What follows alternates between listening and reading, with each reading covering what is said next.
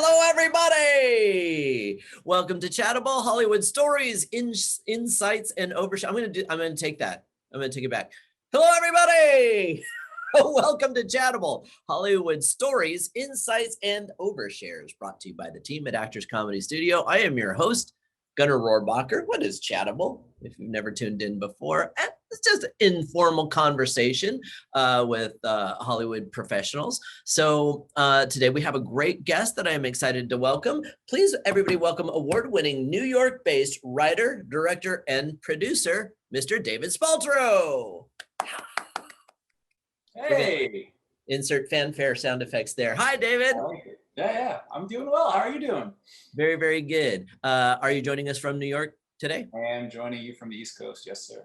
Yeah, in Zoom land, I always have to just, check in and see where people are because it could be anywhere. That's true. That's true. Hi, so welcome and thank you for joining us. So let's just get to it. So let's hear your origin story. How and when did you decided to get into filmmaking? I was bitten by a radioactive spider. I was minding my own business and developed superpowers. No, I always wanted to be a storyteller. I think that creative aspect was something that was always part of me. But I actually started out, I still to this day, I doodle, and I wanted to do comics and draw, and that was kind of my format. When I was in high school, I was a bit of a trouble starter, and they couldn't give me any more detention, so they assigned me the drama program after school. I guess that was their way of punishing me. But this teacher took a liking to me and really saw some promise and some creativity, but she wanted to sort of contain it and channel it. So it started out with just rewriting scripts that they could use instead of making copies and doing edits. And then she let me write my own material. And I kind of just found my way through this teacher, putting on plays and writing short sketches and things like that, and how to produce something and work with people. And I just I was like, oh, I want to do this. This is a lot of fun. So that's kind of how I started my way into the field. I love that, and thank goodness for teachers like that, who know the difference between, well, there's really no bad kid. Everybody needs help. But just I was a bad kid. I was absolutely a bad kid. Were you? It was a trouble starter, but I think I'm better now, hopefully. So I did too. I have a similar story. I was the opinion editor on my newspaper. So I also, in a different way, found my way into a lane where I could cause trouble and get away with it because my editorializing was about the actual school. And its administration. And then my journalism teacher defended my right to write what I wanted as freedom of the press. So it was a very complicated ecosystem there. You found your outlet to talk your smack. That's the way you do it. David, I talked so much smack about my own school. It was hilarious. So I feel like we're cut from the same cloth somehow.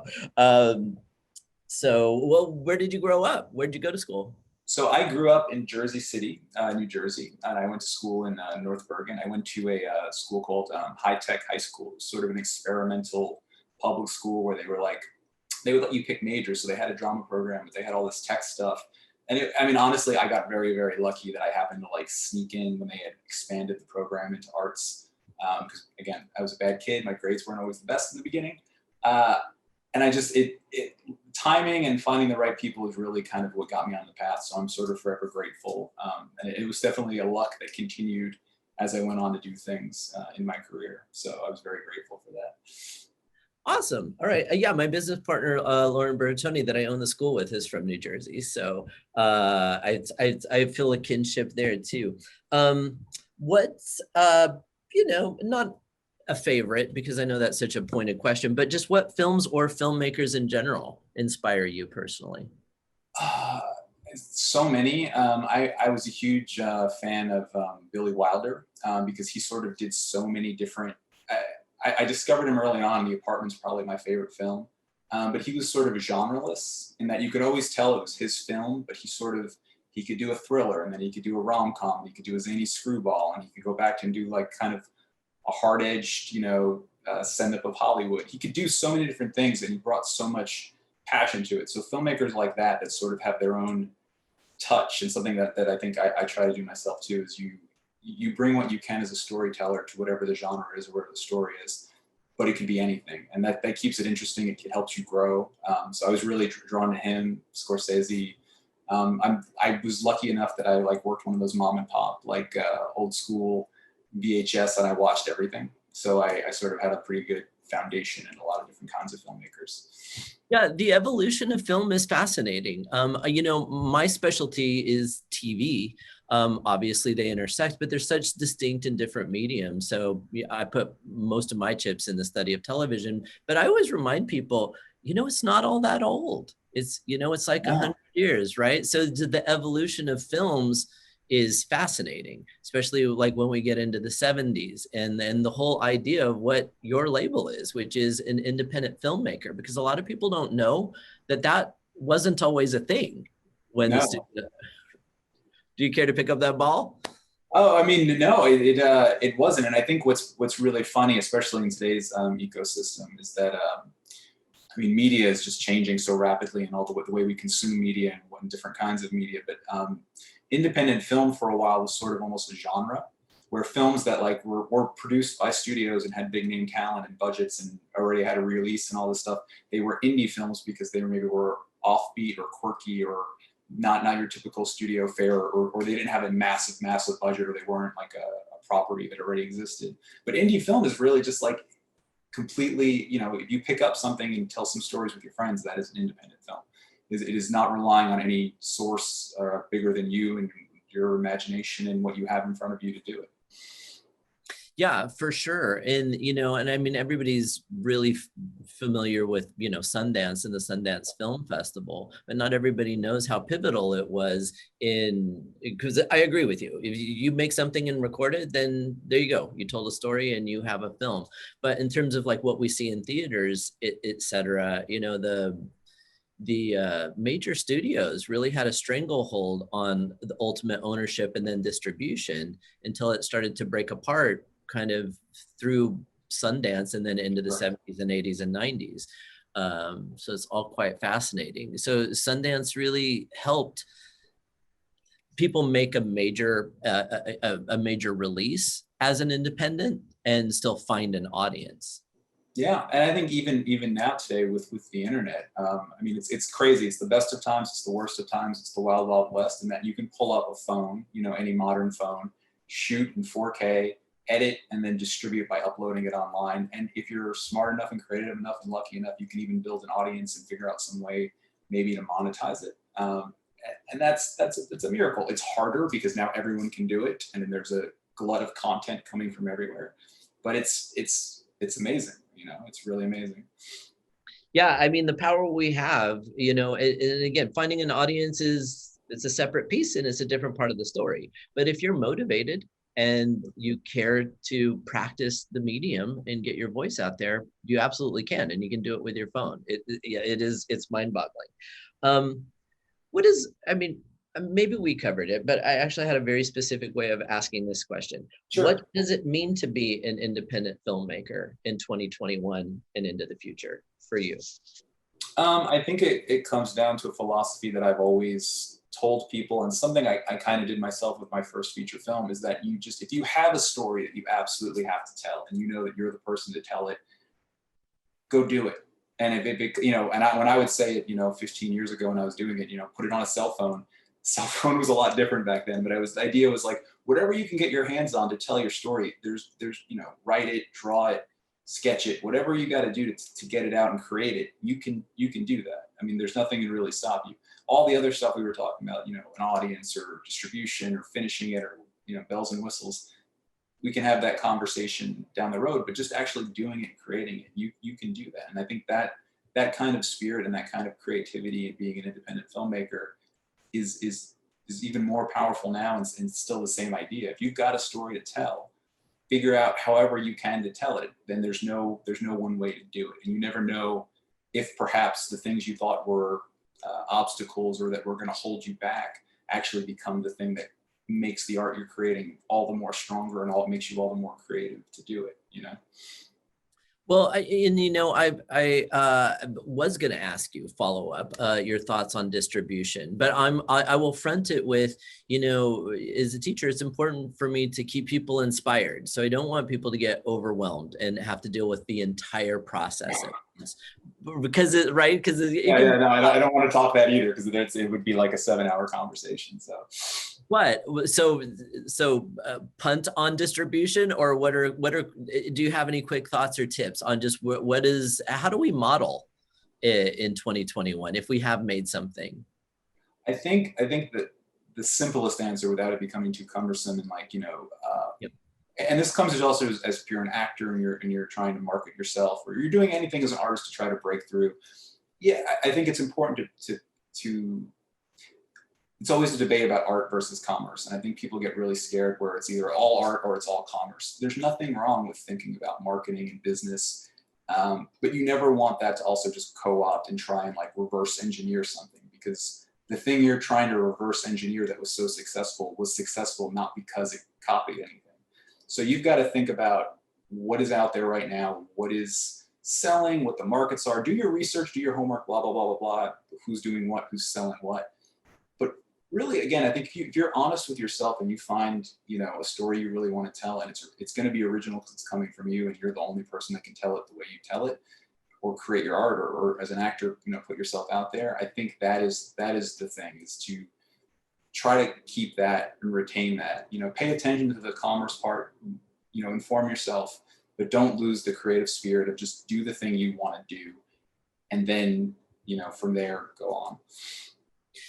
Do you think there is a difference, or what would you say is the distinction, if any, between the mediums of television and film? It's just, I ask because it's something that I talk about a lot. And like I said earlier, I completely identify as a TV-aholic, and I love movies, but TV is what gets my attention the most. Sure. And I love, I grew up watching tons of television, and TV's changed a lot too. I think they're coming, especially this year, with the way streaming services in the last couple of years, and not being able to go to theaters, but also just the kinds of stuff that, and this also applies to distribution in different markets. Things that play in theaters, things that get made, they're big properties. They've got to open up big internationally. It's got to be worth. They want to spend a bunch, and they want, like going to Vegas. They want to spend a bunch, and they want to make a bunch, right? TV, in a weird way, has become almost more filmic in that you can do different kinds of stories and different kinds of things, because there isn't like an opening weekend and you don't have to sell all these territories. It is what it is, and it can be, it can be made small, and it can be made. So they're weirdly starting to blend, and it's almost kind of flipping, where TV for a long time, sitcoms and like procedurals, they're still out there, but they had a very specific, and there was an art form to crafting them in a certain kind of style. And now it's almost like these big feature films and these tentpole films, they've got a certain kind of like style or beats that they've got to all hit. And TV is almost, that stuff is still out there, but you can kind of almost do anything. And the more interesting and creative is how you kind of rise above everything else that's out there. Yeah, there's definitely a merging of the interests. Because Steven Spielberg just signed with what was it, Netflix? Or yeah. I think it was Netflix or Amazon, but yeah, I think it was Netflix. So there you go. The granddaddy, the household name of directors, sure. Is like, ooh, I want to get out of the streaming stuff. And the old school guys weren't that happy about all of the streaming stuff that long ago. And now I think, at least when you talk about the top of the pyramid, the studios are going, wow, we've got to wrap our arms around how people are consuming content at this point. Oh, absolutely. The audience always has and always will dictate. So even the norms and the things of distribution, or the indie boom in the 90s, there was an audience for that. And then people started paying attention to it because they were like, hey, we can buy this thing that we didn't produce, that was made for peanuts, and buy it for a small amount. And even if we only make $1 million or $600,000, we've made a profit and we've created a new artist. And the audience will always draw what direction the big boys play, and where we go with everything. I mean, what are your thoughts? I mean, I don't want to bring the room down, but the reality is we have, have been we've lived through a pandemic, and it radically changed a lot of things. Yeah. What do you think about? And you can answer this any way you want about how it's impacted anything. But what was on my mind was, actual theater attendance, and if there are going to be permanent changes, or do you think it will shrink? I don't think movie attendance will stop. I don't think that at all. But No. I don't think you'll ever, I think in some ways, and it's been this way, I think what the pandemic really did is accelerate a lot of changes that cracks that were already there and how things were moving, and sort of just accelerated it. Like theater attendance, they still rake in tons and tons of money. And they always will, but I think that it's become sort of like, between the prices going up and the kinds of films that get like a wide release and everything that's being churned out, it's become more of like the experience of going to a film. So I think you're going to see big tentpole films, and then you're going to see theaters that operate as repertoire. You're going to see like 20-year or 40-year-old restored prints and like niche programming, like and stuff like the Alamo does, and other kind of theaters. So that process of sitting in a room with another audience and sharing, that experience, I think there's going to be a craving for that always. But I think the idea of also being able to, consume content however you want, whenever you want, it's a great pull, and people like it. And especially I think after this last year, a lot of people have been conditioned in a way that was already happening, but it's kind of been permeated. So I don't know, I think it's just a trend that we were already on, and it's just sort of accelerated everything. yeah, I think people on a real individual level now are kind of creating their own internal criteria of what is the kind of movie that is worthy of seeing in a theater, and Right. what should I stream, and what will I wait for? Right. And you're negotiating, a film that, a short waiting time for streaming. Sure. In other words, it's like, well, it's only going to be 30 days and then it'll be available to stream. So the audience really is being given tremendous options. Absolutely. And I think we've also just gotten like ADD too, where people, when I love sitting down and watching a film, I don't like to be interrupted, or if it's a show, like, if you're going to sit and watch, and definitely listen, there's things that I multitask and do laundry to that, I know it's a good project if it, or film if it keeps me and I start paying attention to it and don't do what I was doing. But I think that experience of being able to sit and just focus on one thing, people are losing that. You've got to create the content that breaks that and keeps people interested. Yeah, no, for sure.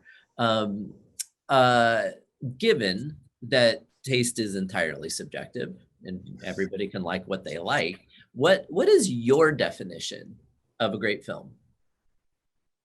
I like a good story about people. I think, and it's something that I believe in my own work too, is that whatever the genre, whatever the budget, whatever you can tell the craziest, weirdest story in the most abstract way. But if there's a center and a core and a soul, and there's something about people and the condition of change, I'm in. Like take me on any ride you want. I don't care what the genre is, but if at the center of it, I can be like, I can relate to something as a person, and I see them trying to, even if it's not something I agree with or understand completely, as long as I know that somebody's expressing their own thoughts about the human condition and how we interact or don't interact, I'm in. And I always look for that in projects I take on, but also in stuff that I watch. To me, that is a great film.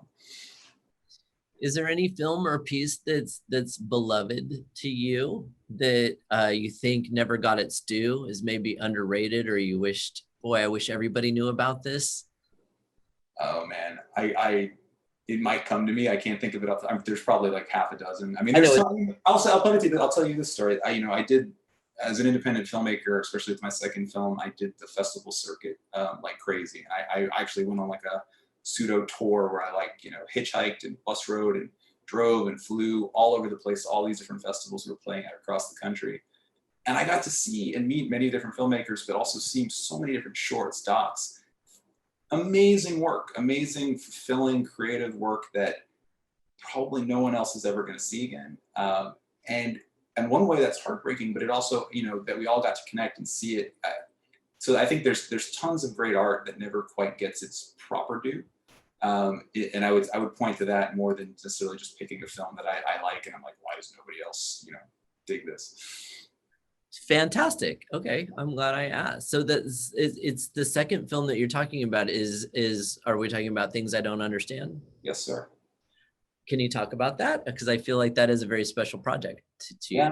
Yes. So my first film was special in that I did not know at all what I was doing. I made it on 40 credit cards. It was kind of like a kamikaze mission. Wait, I'm sorry. Did you say 40 credit cards? I might have caused the financial crisis of 2008 as a very big part of it. I'm very sorry to anybody that. I mean, I understand credit debt and going into debt for your dream, but how does one get 40 credit cards? Back in the day, you just had to apply and tell them you made it. Some of them said I was a doctor. It was kind of crazy. It was great. Just to see if they would say yes, and they did, and they kept doing it. So yeah, I made my first film like kamikaze style on 40 credit cards. I got very fortunate that even though we had the financial crisis and everything was falling apart and changing, streaming was just starting to happen. So I met a really interesting sales agent who like pushed us really hard as almost like a test of like films that maybe wouldn't play at the Angelica or go theatrical. Could we use streaming to kind of like get them out? And they put us everywhere. We even ended up on PBS, on Channel 13 in New York, where they Sesame Street, which was cool. And I got very fortunate. And after that, I went out to LA, did my tour of duty out where you guys are, which I can talk about. But I came back with a project called Things I Don't Understand that I really, really wanted to do.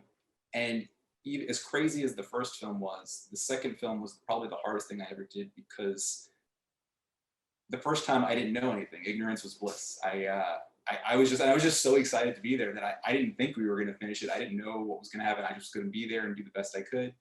The second time, I knew so much more, and I wanted it to be better. And we had all the same kinds of challenges and pushing myself and not sleeping. And it was the ultimate labor of love for me. Wow. Well, I've got a couple of questions racing from my head. Well, actually, let's go here. So when you create something, are you involved in every aspect? Do you cast yourself? Do you cast the actors yourself? Do you outsource that, or? I do. I've worked with casting directors. I've worked for casting directors, but I try to be involved in these films. I was very involved. I'll write for people that I've worked with. I'll bring in new people. It's kind of a rotating thing. But I like to be involved in the casting in so much as even when I'm working with the casting director, I'm a big fan of collaboration, and part of it is how do we work together and can we communicate and can we, there's plenty of good actors and that it just doesn't always mesh well. And then there's people that like, you just want to see what that rapport is. So I try to be as involved as I possibly can. Yeah, that kind of pre-answered a direct question I had, which is, aside from talent and then being right for the part, is there anything that you look for in an actor, since you get to decide? Versatility and the ability to try something. I think one thing about casting and auditioning, and when I've done like workshops where I've worked with actors for auditions and stuff, auditioning is kind of like standardized testing, in that there are very good actors who are terrible auditioners, and then there are actors who are fine, but they're really good at auditioning and locking it in one way. And it can be fantastic, but the problem is then you take them and move them with another actor, or you're on set and something isn't working, and they can do it excellent, but in just one way. And so what I try to do is I try to look at every audition kind of like a demo. You're looking for, what is the actor bringing? What can they take notes and just listen to you? And not like you say something and then they just nail it and do exactly what you want, but did they hear what you said and try? And then you do that back and forth with rehearsal and working on it. But for me, it's just like, can we have that open dialogue and kind of like refine something? And can they hear what I'm saying and make that attempt to try and adjust as we need? Do you have any, general criteria for rehearsal periods when you're making a film? Is it just use as much time as the schedule allows? Because I know some people, don't like to overwork the material or rehearse too much. Or what are your thoughts on that? I agree with. I don't think you want to overdo it. And for me, it's never about, especially independent film, it's not blocking, because we either don't have the locations or they might change, or there's a lot of other X factors. And it's not about memorization, because hopefully everybody can kind of do that on their own. For me, rehearsal is literally that. It's sort of like, if we're going to improv, if we're going to try stuff, we can still leave a little bit of room for magic on set, depending on time. But like you're running against the gun all the time. So I kind of all want us to be on the same page on set and just be ready to go and what we're doing and deal with the logistics and all those headaches. But the rehearsal process is where we can kind of play and stretch it out. And is this working? And are you having a hard time with this? And what do you need? And what's going on? And that to me is the rehearsal process, is sort of taking, you've got the script and the bones, you've got my interpretation, you've got what the actor's interpretation is, but also what they're bringing, and sort of us kind of messing around and finding that middle ground. How big for you personally, because we all know what it is, but how big a part does editing play to get the final product that you want? Huge. I started out in post-production as an editor. I worked in post houses. I've done editing for commercials and different media companies. And one benefit that I've been able to bring, not only being able to cut my projects, but when I'm on set, if you're shooting, sometimes, you know, it's like, do I need to do this whole take again? No, but I know that I need a piece, and I'm not necessarily editing the whole thing in my head, but it gives me an idea, you know, that sort of is very helpful, especially when time is of the essence, and also what do you need for safety and what do you need to just be there when you're like, you know, going crazy at the edit and trying to make something work.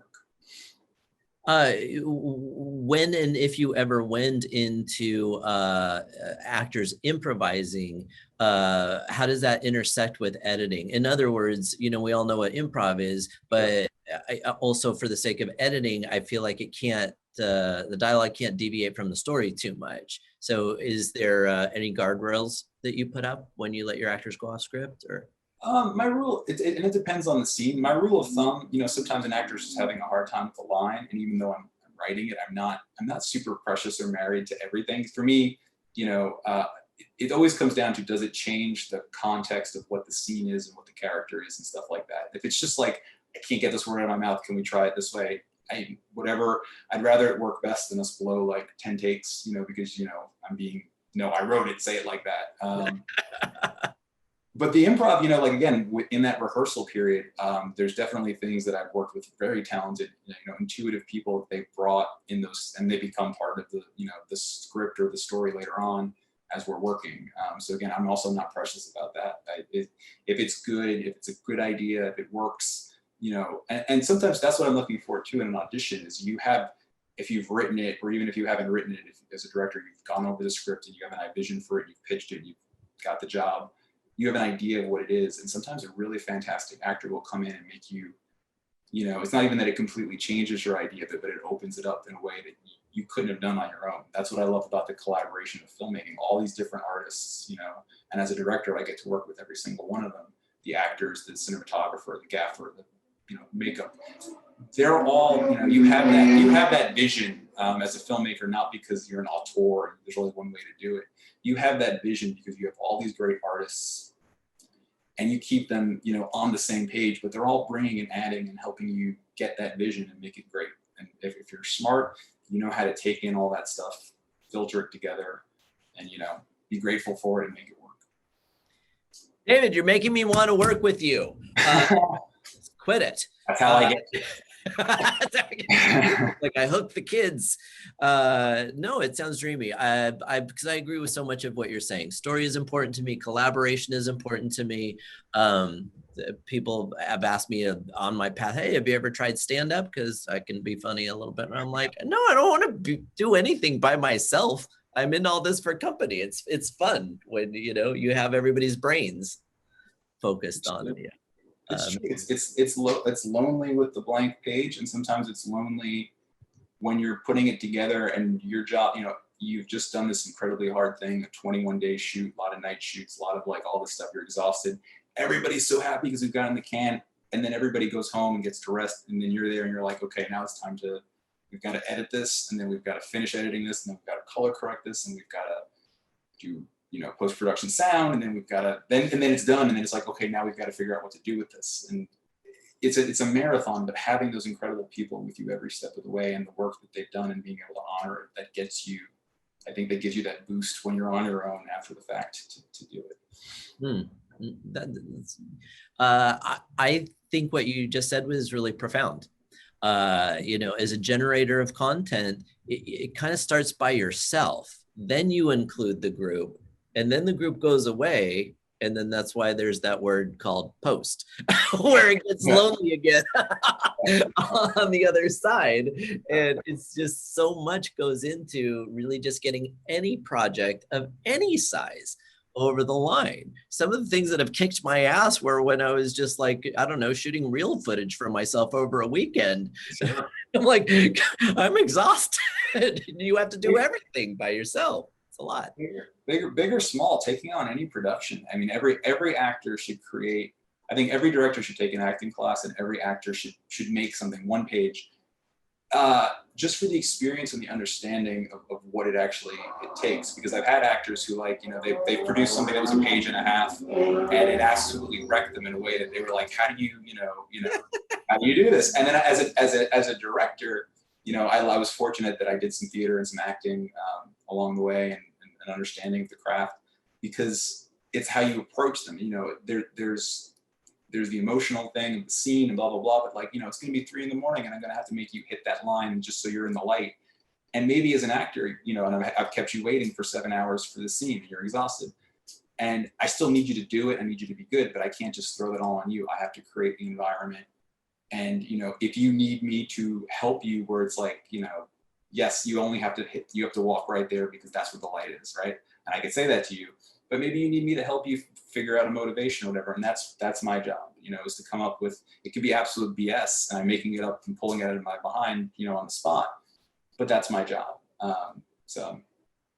I love hearing that. You know, as I've worked with a ton of people, some directors lean more toward the cinematography and the shot list, and, you know, and it's just a stylistic choice. I'm just making a comment there. It's not really even a question, but I've worked with directors who love the collaboration with the performers. And I've worked with directors who are like, I just want my thing to look pretty and please do your job.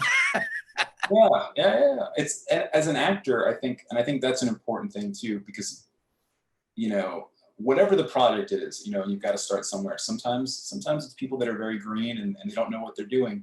And you have to do your best, or it's a director who doesn't want to communicate or give you anything. It's just like just expecting you to show up and do your job, big or small. And that's an important skill to learn. But I think it's always best when there can be that collaborative thing, because that's how you make something great. If everybody there comes prepared, you know, ready to do the work, same understanding, it'll be good. But if you can then take it and collaborate, you can make it great. And that's what I always try to aim for. Terrific. You know, since part of our title is insights, stories, and overshares, I don't know if you have any. I'll actually, to make it pretty simple, because you know, nobody wants to name names, and I understand that. Is there ever been a have you ever, what can you think of if I say, have you ever been in a pickle as a director in terms of time, location, budget, anything come up when I ask you about that? I've been in a pickle jar. I especially, I mean, my first film, I didn't know what I was doing. Again, it was a kamikaze mission, and I did everything you're not supposed to do, including, like, having a bunch of children in a scene, having, like, you know, 191 locations and scenes already all over New York City. We crashed our PA about 6 days into the shoot on 9/11, crashed a rental truck on the Williamsburg Bridge, shut it down. Had he been on the other side, the car hit him. Had he been on the other side, not only would he have sadly passed, but all the actors' clothes, which were donated from them, would have been thrown into the river, shutting down our project. Things like that. I've had crazy actors, crazy crew people. I've been very blessed to have incredible people for the majority of it, but you always get one that kind of comes around. But no, I mean, I've been in a million of those pickles, and I think one thing I would tell any filmmaker, anybody who's doing anything, is prep. Do your homework, be prepared. My job as a director, the majority of it is pre-production. Like, when we're on set, I still have to make decisions, and, you know, there's flyers we put out, but for the most part, I'm sitting like I am right now, looking at a little monitor, kind of doing this, go again, blah, blah, blah. Because everybody else is running around crazed based on all the meetings and the work for the weeks and months leading up to the shoot, if I've done my job properly. And I've worked with the producer once who, he was very jaded, and he sort of said, you know, we don't even have to do this because, like, it's going to change. It's, you know, location will fall through, this happen. Why are we even doing this work? You do the work, and you do that prep, even if it's especially if things are going to fall apart, because the only way you and everybody else can pick up that football and get out of the pickle is if there was already an understanding of what we're trying to do. You know, if everything falls apart, we lose this, that, or it's changing, we can easily figure out what that is much better if we already knew what it was supposed to be versus, okay, like it's almost like it was expected to happen. Well, yeah, you do have to plan in for difficulties, both for time, financial budget, if you can, but things are going to happen. Oh, absolutely. Absolutely. And you can pick this up anywhere you want, but let's just talk about the festival circuit. Your second movie cleaned up on the festival circuit. I mean, how did you know what to do? Did you get lucky? Like, what happened? Because I think you just really took off there. I had a very specific plan to try and launch it at South by Southwest or Sundance or whatever. And because of an issue with post sound and money, we were supposed to get a gratis, color correction. We were supposed to get a gratis. One of the actors works at a post place. And they kept sort of bumping us up. They're like, listen, we're giving it for free. And I'm like, no problem. As long as it's done by this date, I just have to send it in this is the latest I can send it in for this decision, right? It's been done. The film has been mixed and it's ready. It just needs the color glaze, right? And they basically ghosted us. And at the last minute, I had to raise this money. I found an incredible, local post person who did the color. I got a much better deal, even having to raise the money and doing it last minute, but I missed these deadlines. So I submitted for a bunch of stuff. We were late, so we got rejected by a few. And there was one festival, the first festival that picked us up was in Colorado Springs. And it was a nice festival. I'd never been there. I didn't know anything about it.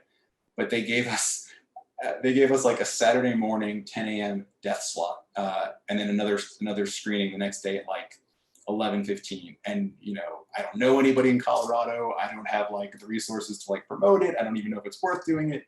But I decide I'm going to go to Colorado. If this is the only time I screen after like all this and whatever, I just want to see my film on the screen with one person, if there's luckily one person at 9.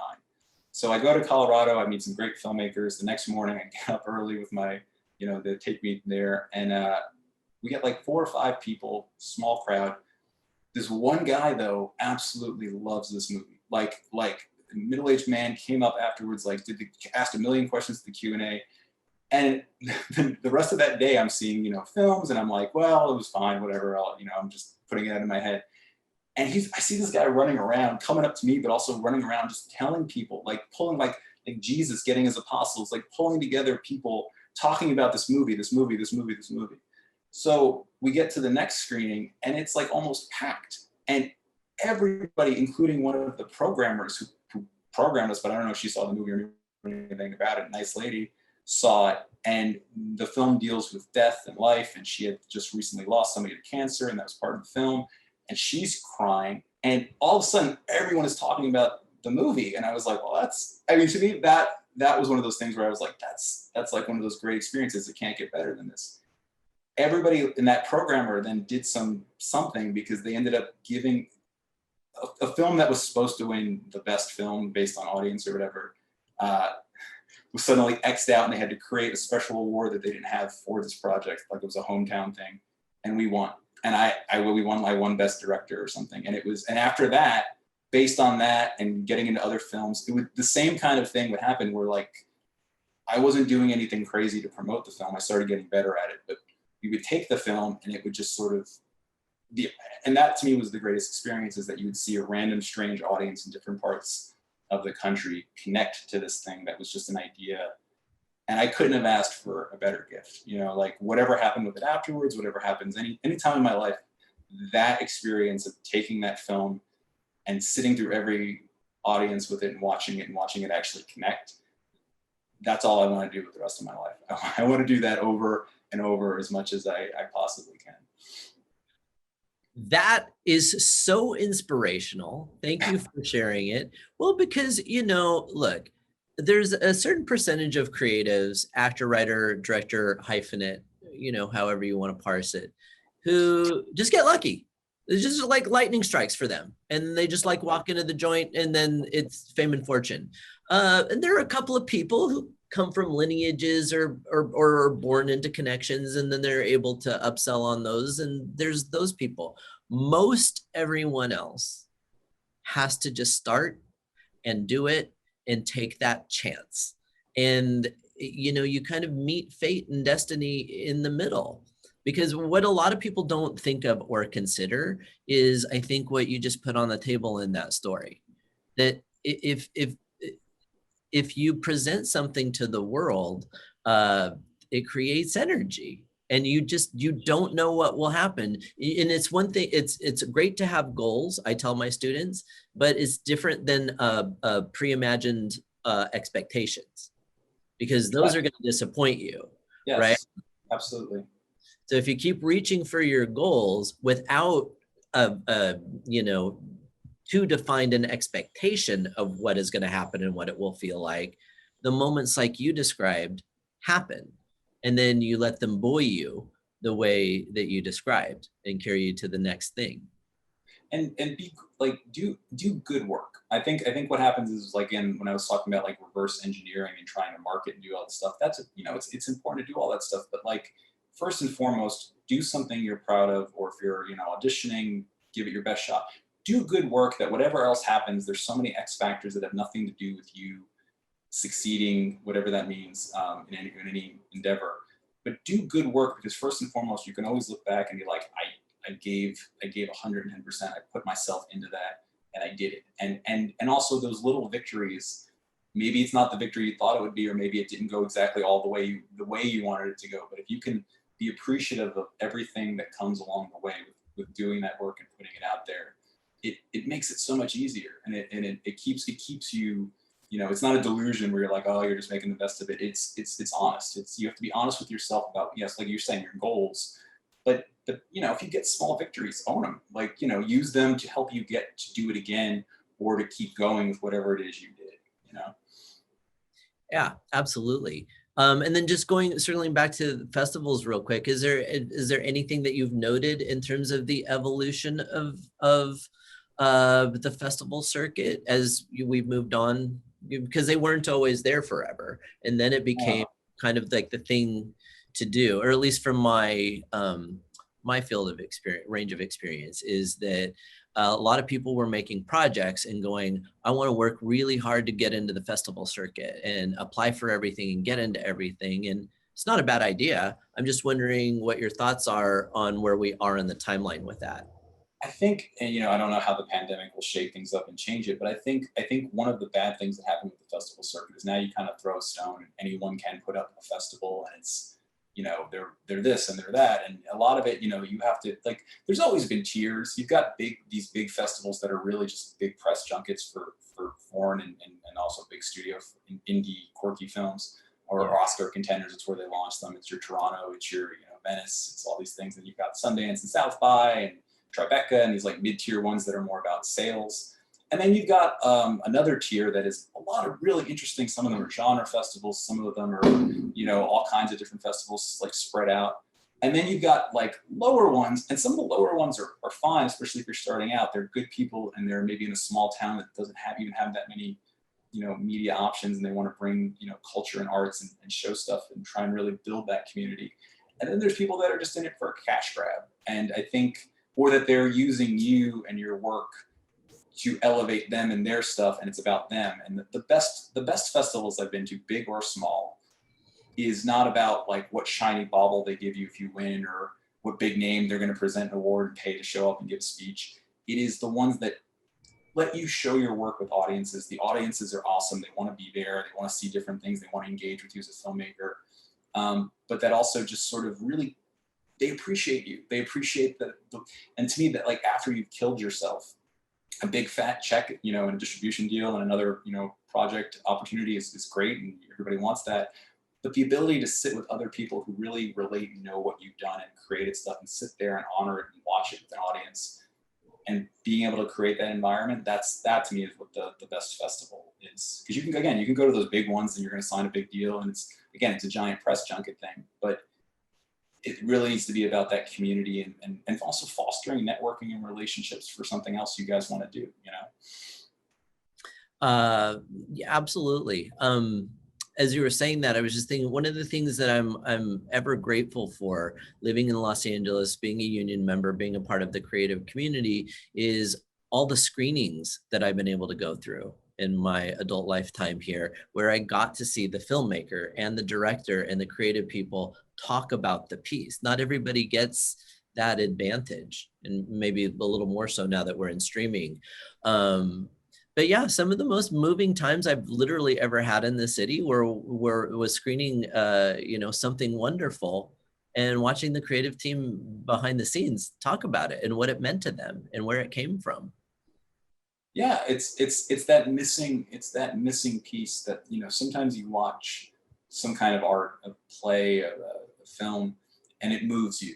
And intuitively, especially as you get older, and if you're in the business, you can deduce like, oh, this person did this and they made this, and this is, and you've read about it in a review or an interview.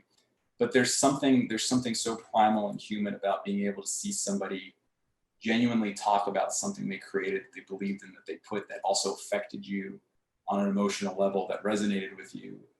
It's like that missing piece of like, oh, that's why I love this thing. Like that person made something I love and I get it,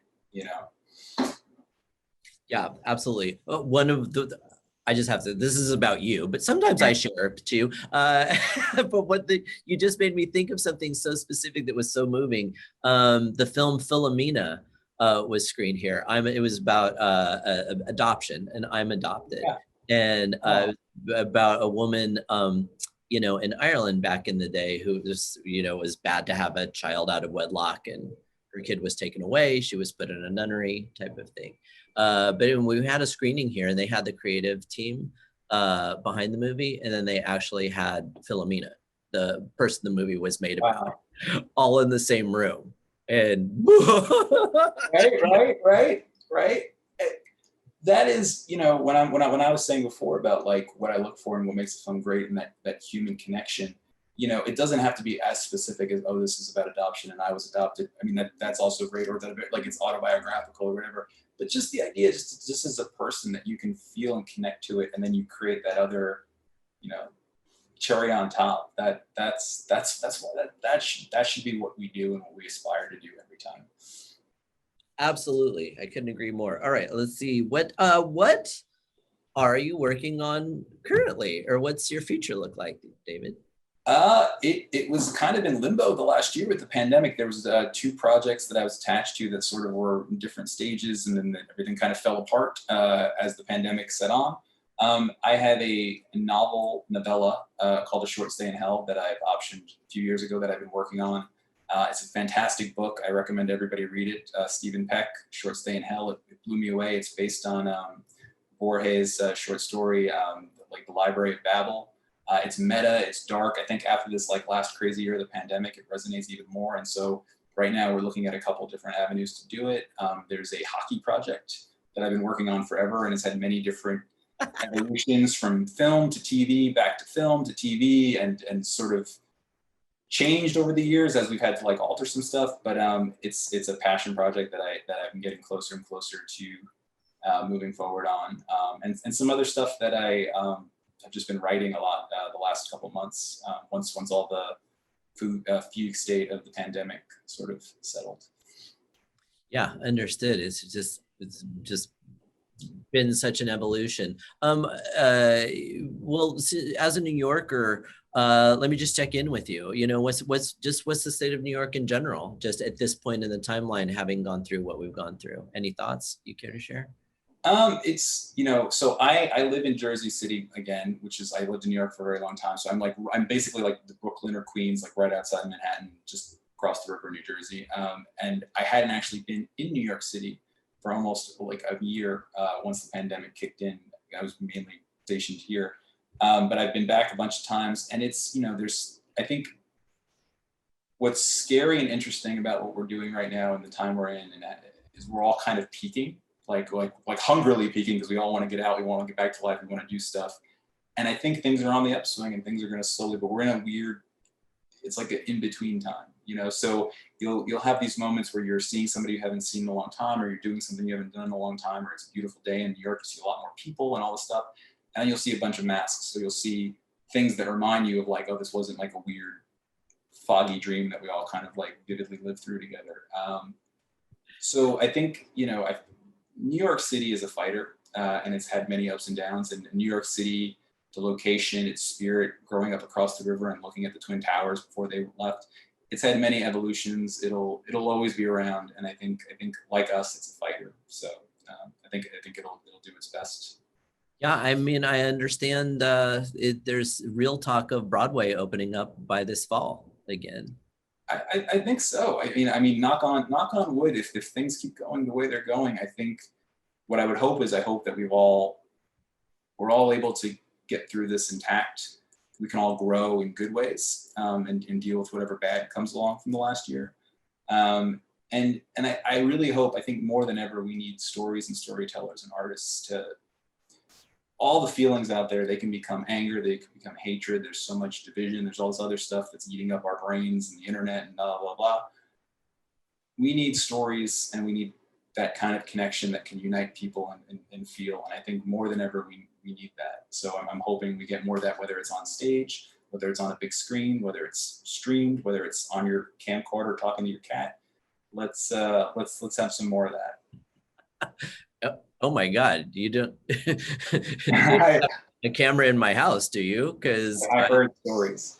Love talking to my cat. I couldn't agree with you more. I love what you said, and I love the spirit that drove you to say that, because it's up to us. I agree. I love what you said. There's a lot of feelings out there, and I know everybody has to go about their business and put on the mask of everything is either totally okay or as okay as possible, because this is just what we need to do as humans living in a capitalist society. But I think this going through a pandemic together, worldwide pandemic, and we've lost a lot of people along the way. There has been trauma, and I do think it is incumbent upon artists to help the nation, and nay, the world, like really step through this and help navigate the ways in which we've changed, because some of the changes are going to be permanent,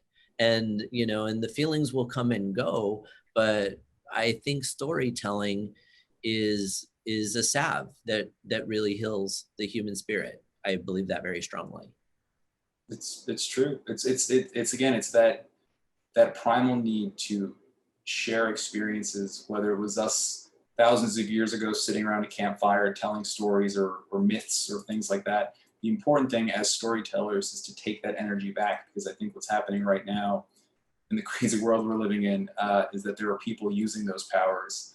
You call it propaganda, call it conspiracy theories, call it whatever it is. People need stories, and people need meaning and explanations. And I think, if it's not religion, I think art has a responsibility to communicate that clearly and in a cathartic way for both the artist and also for the audience, and not in a way that is aggressively, I think you have a responsibility for what you put out there, and it's not like self-censoring yourself, but it's an idea of like, do you really want to say what it is you're doing? Is this the story you want to tell? Is this what you want to put out there? Is this your voice?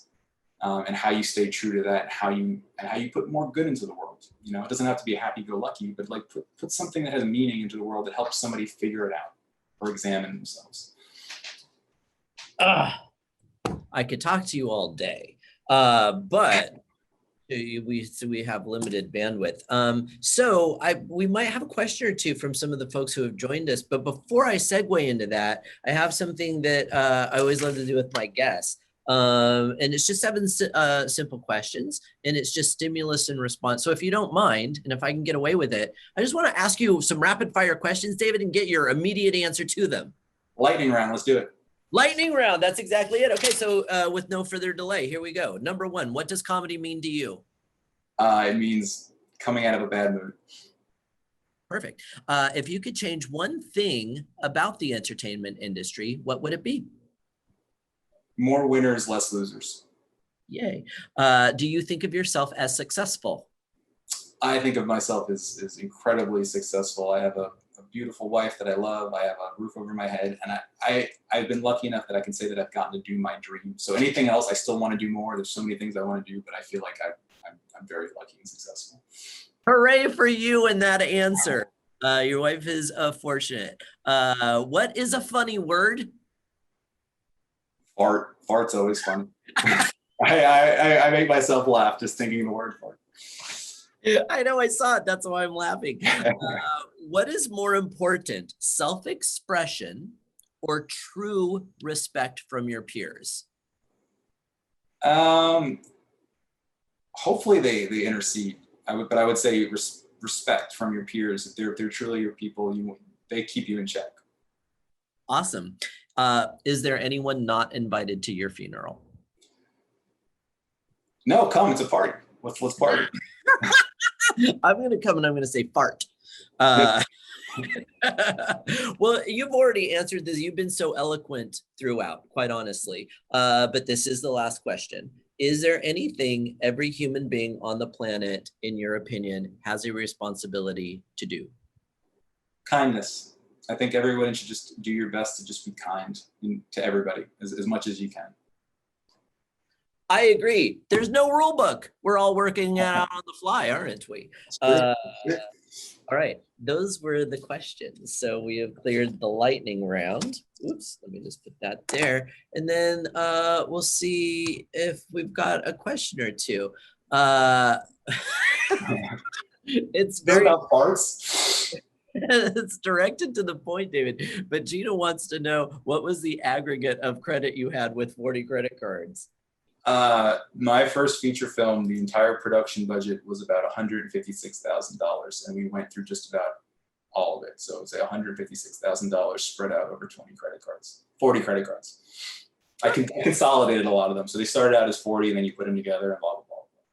A lot of money, but you know, for a feature, then it's also not, you know, it takes some bucks to get this done. Nabila said, thanks for sharing the story about the Colorado Springs Festival, which I loved. But FYI, you tell stories spoken with your words very well. As a young, whoops, sorry, my scrolling's bad, director who has gained acclaim and have received the gratitude from your audience, what would you recommend to premature actors in that project to work on so that they can feel like a phoenix when they meet you on the next project? LOL, I laugh, but this is a sincere and specific question. So I think Nabila is just asking from your perspective.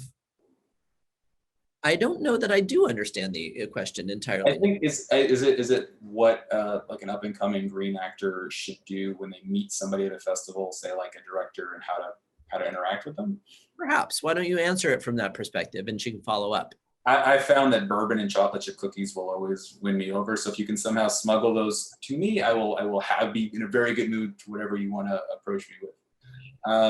No, I think I would say this, and this applies to all kinds of networking. I think networking really works, you know, yeah, there's always the schmooze, but I think if you can honestly, you know, if you see work that you like at a festival, even if you don't get to meet the director, but like you see something you love and you're like, I want to work with that person, or at the very least, I want them to say, hey, this meant something to me, and it's honest, find their email, find their website, and just drop. I mean, we love to hear, you know, and if it's genuine. If somebody just comes up and they're like, oh, you do such good work, and you haven't even seen their project, it's nice to hear, but it doesn't have the same ring. But again, if you're passionate about something and you really want to work with somebody because you really like their work, be honest about it and write them like a nice, simple note about it, and build a, you know, or go up to them and say, hey man, you know, I think the best networking is comes from an honest place and dialogue, than just kind of trying, because that you know is doesn't always add up. Yeah, for sure. Understood. Oh, look, we have another question. Are actors ever able to self-submit for your projects through Actors Access and casting networks, or where do you usually cast most of your actors? Well stated. Thanks, Andrea. Yeah. Absolutely. My first projects were all Backstage and casting networks and Actors Access, and I did an open submission for my second film where I wanted to see as much talent as possible. So I allowed people to send tapes, and from the tapes, then I called it down to auditions in person, and then from that. But I wanted to give everybody who really was interested in the project a chance to submit and then kind of like go from there. And I, sometimes if I'm working with a casting director, that might be different, but yeah, I mean, I'm always looking at new talent too. So if people, reach out, if they have got showcases when those come back or anything, this is my reel. I'm always on the scout for myself and for other colleagues' projects too. Fantastic. All right, kiddios, if anybody has any other questions for our terrific guest, now would be the time. Otherwise, David, is there anything at all that was on your mind or that you would like to mention that we didn't get to? Or upcoming dates, anything, not to put you on the spot, just giving you the space.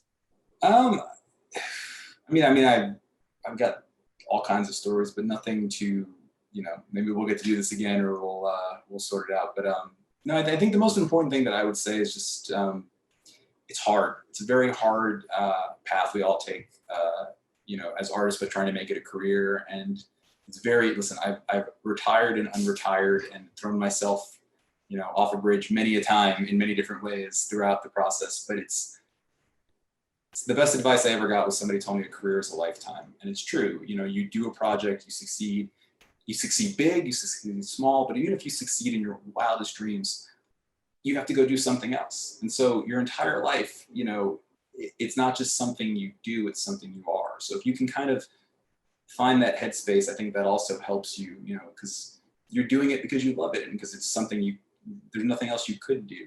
So all the little victories, all the ups and downs, the near misses, all that stuff, that's just part of the long road until you're done, whenever that is. Did you always have that mindset or did you have to find your way to it? Because I agree, and it's very healthy what you're saying in a big picture holistic outlook, because we're all going to have, the ups and downs. But it seems like you found a certain contentedness with this being a long-term journey. I think it's time, experience, and just being part of that journey and being, at some point you can either be like, you can give yourself over to being very jaded and cynical. And I definitely got parts of that too for some things, but I think just experience should make you grow and make you more open to opportunity as opposed to more narrow and closed off, I believe. And I think it's, my first project was to me in my brain was like an exorcism. Like, I'm going to do this, I'm going to go crazy and do this, and it's going to be done. I'll never have to do it again. I'll just get it out of my system.